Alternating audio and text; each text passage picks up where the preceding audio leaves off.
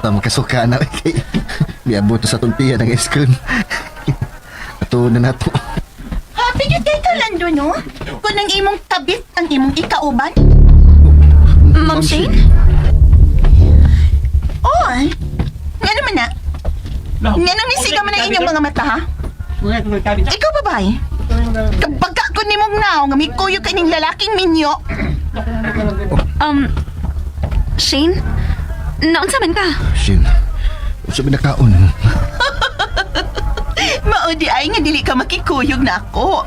Kay kining imong kapit di ay ang imong ikauban din, he.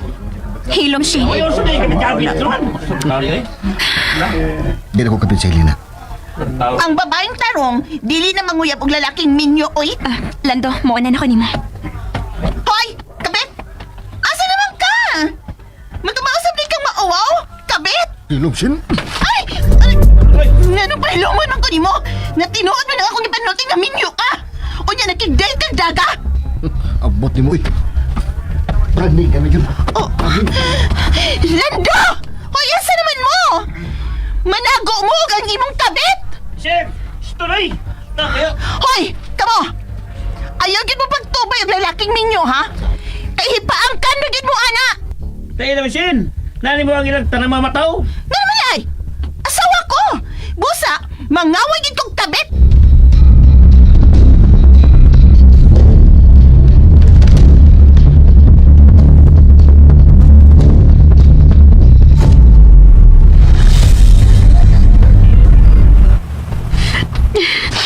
Kapihang Shane, uy. Mura magwigrado. Lugit to maginibayhan ng akong pasensya. Helena. Uhat ako. Helena. Mag-iahitag pa ulit, Lando.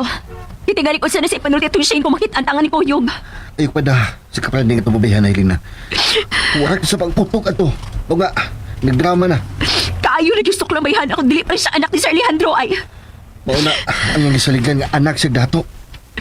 Habi ni mo, gamay na lang kinakuwang na ko ng bayhan. Gamay na lang yun. Pailob lang. Pero wasi batasan. Yan rin ka siya may pakawaw na tapos nagang tao. Muna na hinuon siya kasawa nga nakasakop siyang bana nga nangabit. Nakakita ko tinanawan sa mga tao dito sa sentro. Hait kayo lang tinanawan ako. Kaya nagtungo sila nga kabit ko ni mo. Gusto na. Maulit na ta. Sorry nga gidata ka. Sa bukanori din eh. Malinoy kini resulta. Isapot ka na. Dili ba di ko ako kontra? Kahit na mababae nga ko'y buot. Sa pagyapon din ako. Ako mo sige pasuya nga. Ikaw ako kadahit. Pati gali nga. Nag-wild ang kanahan.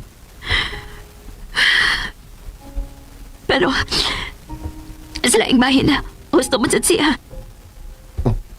Unsay?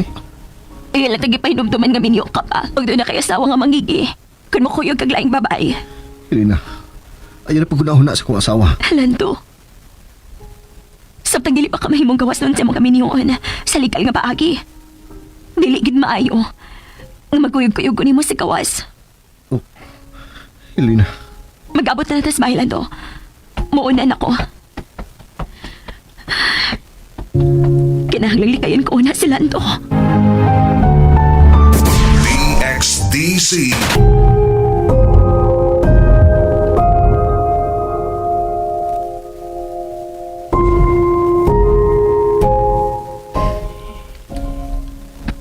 Hello, sir. Nagmata ka pa di ay? Dili ko makatug. Nganong dili ka man makatuog, sir? Daghan ang musod sa akong una-una. Unsa man pananglit? Basta daghan. Pahaway na, sir. Ayaw pa daan ang mga ngilad ni mong una-una. Kantahi una ko. Ha? Mahimo ba og kantahan ko nimo sa paborito na akong kanta? Ang Loving and Rose? O kung mahimo. Sure. Sige.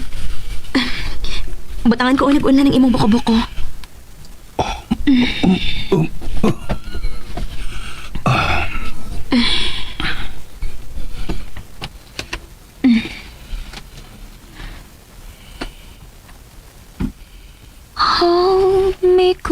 present. Hold me fast, the magic spell you cast. This is lovey on roses. When you kiss me, heaven sighs, and though I close my eyes, I see lovey on roses. Pariha mo og tingog Ni kinsa, sir?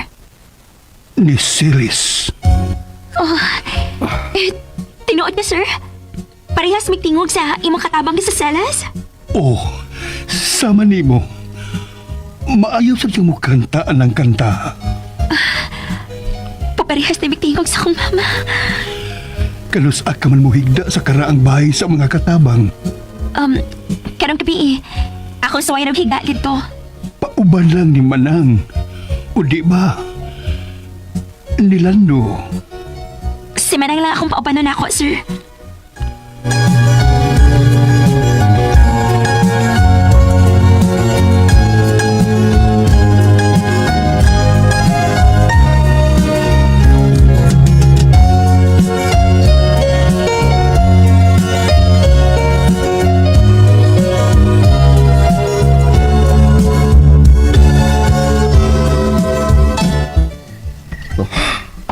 Yabag bigyan ni si Shane. Maglikay na hinoon ako sa Helena. Tungod niya. Kung sa mali akong gipati kang Helena, di naman siya mawa sa kong unahon. Sukad, karap ko mabati ang sama ini. Anong uwahi man siya may abot sa kong kinabuhi.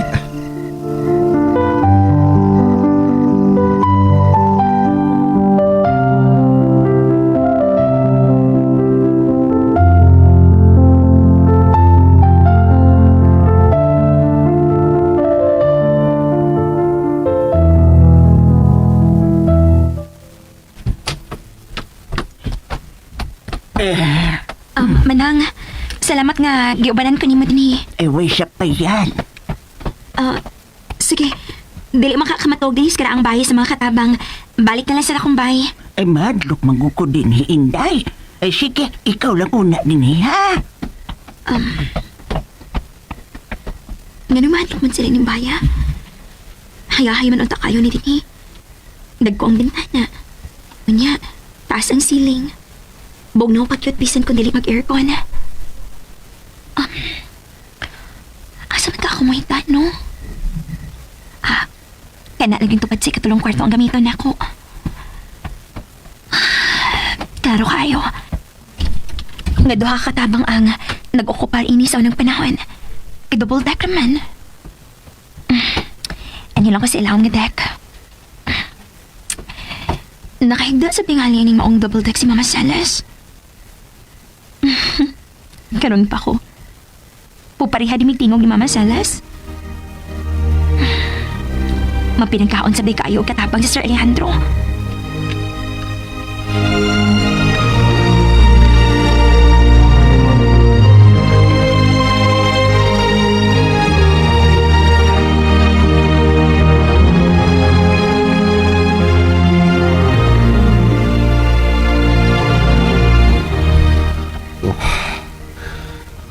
Di ba nino ko magkatuhog?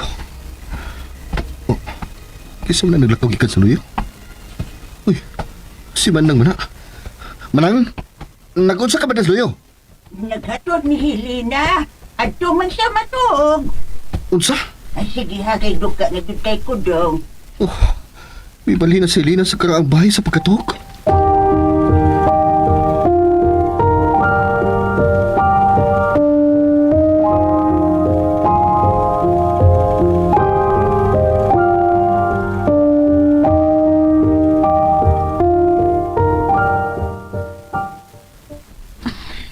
Dili pa man ko makatulog eh.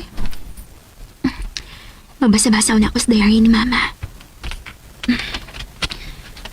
Mingaw sa tikayo din eh.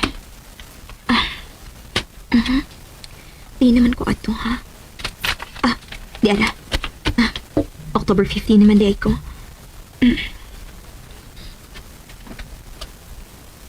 Dear Diary, mingaw na kayo ang kagapiwan. Nagkatuol na ang ilang kasal ni Sir Alejandro ug Ma'am Vilma.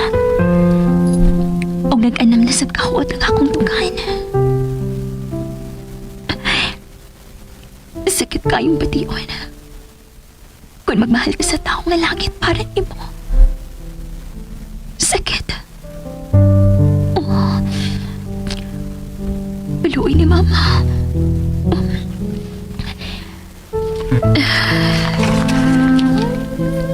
Dear Diary, adlaw karon sa kasal nila ni Sir Alejandro ug Ma'am Pilma.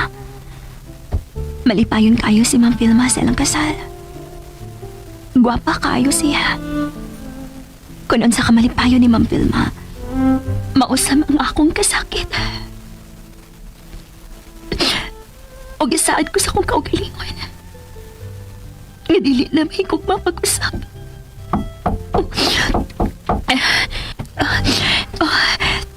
Kinsa makaing nanukok.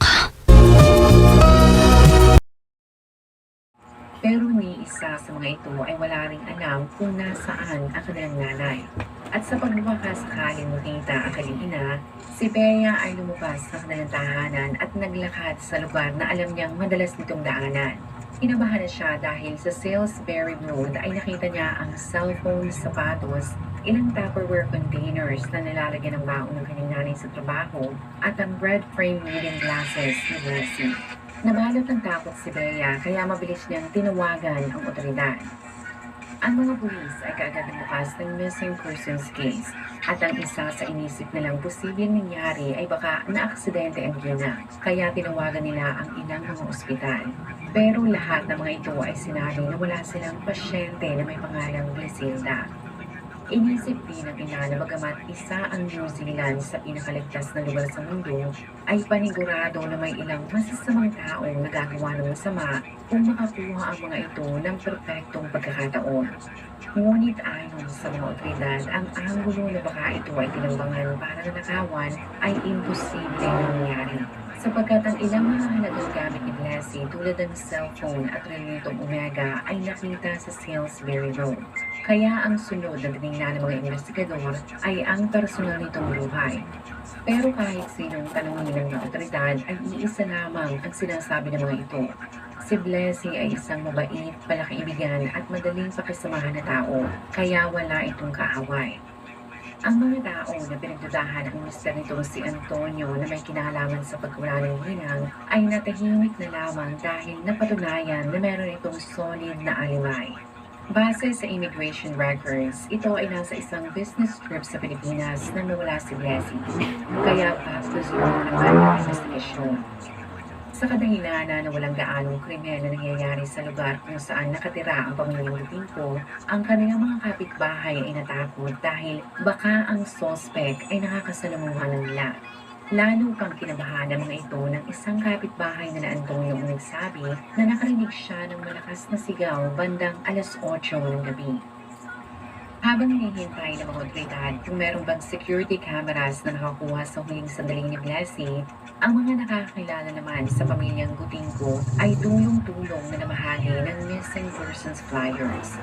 Ang mga ito ay walang tigil na inilagay ang mga larawan ni Blessy sa pagbabaka sakaling may nakakita dito. Pero noong May 26, halos 2 araw pagkatapos nitong misteryosong nawala, ang pamilyang Gutingko ay ibinahagi ang malungkot na balita na ang 56 na taong ng ginang ay natagpuan na. Sa police report ay nakalagay na ang wala ng buhay nitong katawan ay nakita sa North Shore Cemetery na may layong 19 na minuto mula sa bahay nito sa Salisbury Road. Kinabukasan, May 27, ang mga otoridad ay masayang ibinalita na nadakip nila ang suspect. Pero ang mga taong taimtim na nag-aabang sa impormasyon sa nangyari ay nagdismaya dahil iniutos ng judge na ang detalye patungkol sa salarin, post-mortem examination at resulta ng investigasyon ay isisiwalat lamang kapag nangyari na ang trial. Ang prosesong yan ay tinatawag na name suppression para na rin maprotektahan ang privacy, safety at pagkakaroon ng balanseng paglilitis sa nasasakdal. Kaya habang naghihintay ng petsa ng trial, si Antonio ay nagdesisyon na ipakremate ang bangkay ng kanyang misis. At noong June 5, 2014, ilang mga tao tulad ng katrabaho, kaibigan at ilang mga kamag-anak nito ang dumalo sa burol na ginanap sa St. Mary's Catholic Church. Ang ilan sa mga ito ay nagsuot ng itim at berdeng t-shirt sapagkat iyon ang paboritong kulay ni Blessy. Nang maihatid sa huling himlayan ang biktima, ang pamilyang Gutingco ay kinailangang matuto na mabuhay na wala na si Blessy, lalo na ang asawa nito si Antonio. Mas nakadagdag pa sa kanilang bigati ay ang name suppression dahil pakaramdam nila ay mas pinoprotektahan pa ng korte ang suspect. Drink Heart Smart, the 100% pineapple juice fortified with Reducol to help lower cholesterol. Hey guys, Pride here. Today I'm at the U.S. Capitol finding out how much people in D.C. know about American history. Who were the first 3 presidents? George Washington, Andrew Jackson, I have no idea. Washington, Adams, Jefferson. George Washington. Adams and Jefferson? George Washington, John Adams. Pero ni isa sa mga ito ay wala ring alam kung nasaan ang kanilang nanay. At sa pagbubakas sakaling makita ang kanyang ina, si Bea ay lumabas sa kanilang tahanan at naglakad sa lugar na alam niyang madalas nitong daanan. Kinabahan na siya dahil sa Salisbury Road ay nakita niya ang cellphone, sapatos, ilang Tupperware containers na nilalagyan ng baon ng kanyang nanay sa trabaho at ang red frame reading glasses ni Blessy. Nabalot ng takot si Bea kaya mabilis niyang tinawagan ang otoridad. Ang mga pulis ay kaagad nagbukas ng missing persons case at ang isa sa inisip nilang posibleng nangyari ay baka naaksidente ang gina kaya tinawagan nila ang ilang mga ospital. Pero lahat ng mga ito ay sinabi na wala silang pasyente na may pangalang Blisilda. Inisip din ng ina na bagamat isa ang New Zealand sa pinakaligtas na lugar sa mundo, ay panigurado na may ilang masasamang taong nagagawa ng masama kung makakuha ang mga ito ng perpektong pagkakataon. Ngunit ayon sa mga otoridad, ang anggulo na baka ito ay tinambangan para nanakawan ay imposible nangyari. Sapagkat ang ilang mga halagang gamit ni Blessy tulad ng cellphone at relitong Omega ay nakita sa Salisbury Road. Kaya ang sunod na tinignan ng mga investigador ay ang personal nitong buhay. Pero kahit sinong tanongin ng mga otoridad ay iisa lamang ang sinasabi ng mga ito. Si Blessy ay isang mabait, palakiibigan at madaling pakisamahan na tao, kaya wala itong kaaway. Ang mga tao na pinagdudahan ang mister nitong si Antonio na may kinalaman sa pagkawala ng ginang ay natahimik na lamang dahil napatunayan na meron itong solid na alibay. Base sa immigration records, ito ay nasa isang business trip sa Pilipinas na nawala si Blessy. Kaya pastos yun naman ang investigasyon. Sa kadahilanan na walang gaanong krimen na nangyayari sa lugar kung saan nakatira ang pamilyang Gutingco, ang kanilang mga kapitbahay ay natakot dahil baka ang suspect ay nakakasalamuhan ng nila. Lalo pang kinabahan ng mga ito ng isang kapitbahay na Antonio ang nagsabi na nakarinig siya ng malakas na sigaw bandang 8:00 ng gabi. Habang hinihintay ng mga otoridad kung meron bang security cameras na nakakuha sa huling sandali ni Blessy, ang mga nakakilala naman sa pamilyang Gutingco ay tulong-tulong na namahagi ng missing persons flyers.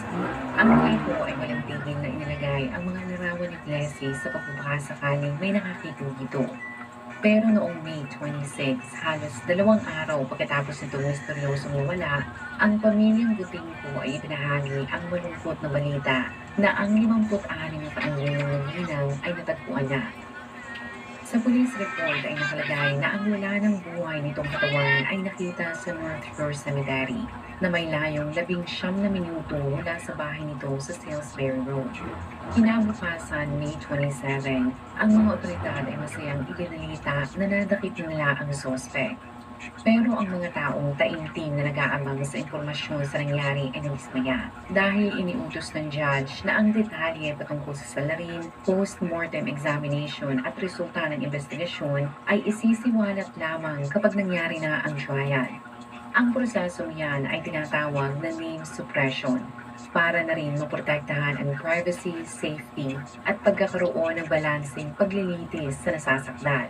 Kaya habang naghihintay ng petsa ng trial, si Antonio ay nagdesisyon na ipakremate ang bangkay ng kanyang misis. At noong June 5, 2014, Ilang mga tao tulad ng katrabaho, kaibigan at ilang mga kamag-anak nito ang dumalo sa burol na ginanap sa St. Mary's Catholic Church. Ang ilan sa mga ito ay nagsuot ng itim at berdeng t-shirt sapagkat iyon ang paboritong kulay ni Blessy. Nang maihatid sa huling himlayan ang biktima, ang pamilyang Gutingco ay kinailangang matuto na mabuhay na wala na si Blessy, lalo na ang asawa nito si Antonio. Mas nakadagdag pa sa kanilang bigati ay ang name suppression dahil pakaramdam nila ay mas pinoprotektahan pa ng korte ang suspect. Drink Hard Smart, 100% pineapple juice fortified with Reducol to help lower cholesterol. Hey guys, Pride here. Today I'm at the U.S. Capitol finding out how much people in D.C. know about American history. Who were the first 3 presidents? George Washington, Andrew Jackson,